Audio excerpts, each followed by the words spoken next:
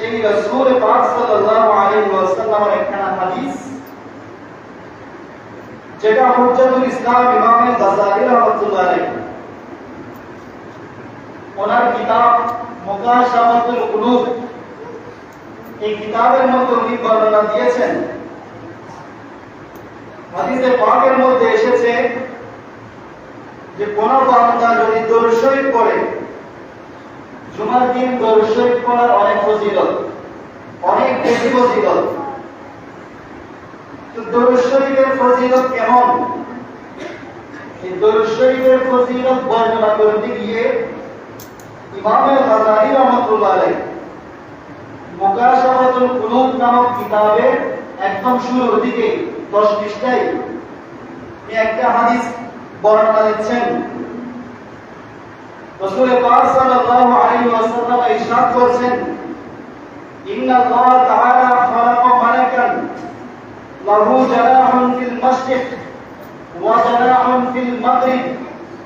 আমার নবীজি বলেন, রব্বুল আলামিন এমন একজন ফেরেশতা সৃষ্টি করেছেন যে ফেরেশতার একটা পাখা পশ্চিম প্রান্তে আর একটা পাখা হচ্ছে পৃথিবীর পূর্ব প্রান্তে।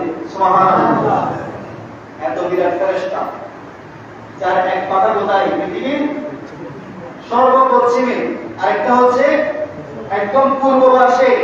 আর কি আছে? নবী বলেন, ওয়ালা সুবু তাকাল আরশ। ওই ফেরেশতার মাথাটা এত উঁচা, ফেরেশতাটা এত বড়, তার মাথাটা আরশের নিচ পর্যন্ত চলে গেছে। সুবহানাল্লাহ! মাথা কোথায়? আরশের নিচে। এরপর বলেন, ওয়ালিদাহু তাহতাল আরদিস সাবিআ। এবং ওই ফেরেশতার দুই পা 7 জমিন নিচে। সুবহানাল্লাহ! তার ফেরেশতা কত বড় হতে পারে? যার এক পাখা পৃথিবীর পশ্চিম প্রান্তে আর এক পাখা পূর্ব প্রান্তে, মাথা আরশের নিচ পর্যন্ত চলে গেছে, আর পা 7 জমিন নিচে।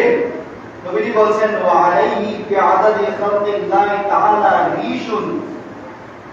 নবীজি বলেন, ওই বান্দার প্রত্যেক পালক থেকে আল্লাহ একজন ফেরেশতা সৃষ্টি করেন। সুবহানাল্লাহ! তখন নবীজি বলেন, ফাইদা সরকার আলাইকা রাজুলুন আও ইমরাতুন মিন উম্মতি। যখন আমার কোন বান্দা, কোন উম্মত, আমি রাসূলের কোন উম্মত যখন আমি রাসূলের উপর একবার দরুদ শরীফ পাঠ করবে, আমারাহুল্লাহ তাআলা, তখন সাথে সাথে আমার আল্লাহ ওই ফেরেশতাকে নির্দেশ দেন।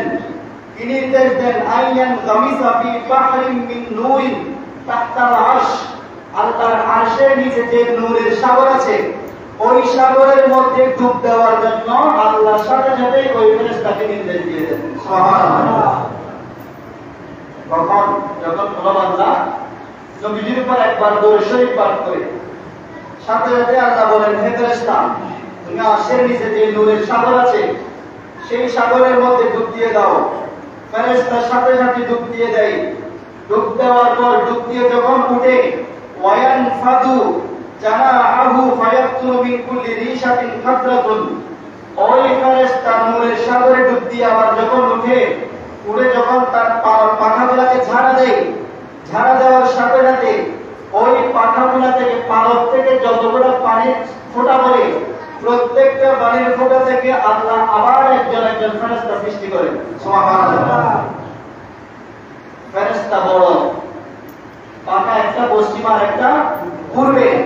তাহলে যে এত বিরাট পাখা, পালক কম হবে না বেশি হবে? অগণিত পালক। পালক মানে বুঝেন তো? কই দেরি না, আমরা কি বলি? ওই পালক, যতগুলা পালক থেকে পানির ফোঁটা পড়ে, প্রত্যেকটা পানির ফোঁটার বিনিময়ে আল্লাহ একজন একজন ফেরেশতা সৃষ্টি করেন। ওই ফেরেশতাদের কাজ কি হয়? আমার নবীজি বলেন, ইস্তাগফিরু লাহু ইলা ইয়াউমিল কিয়ামা। ওই প্রত্যেকটা ফেরেশতা যে বান্দা নবীজির উপর একবার দরুদ শরীফ পাঠ করেছে, কিয়ামত পর্যন্ত তার জন্য আল্লাহর দরবারে গুনাহ মাফ চাইতে থাকবে। সুবহানাল্লাহ!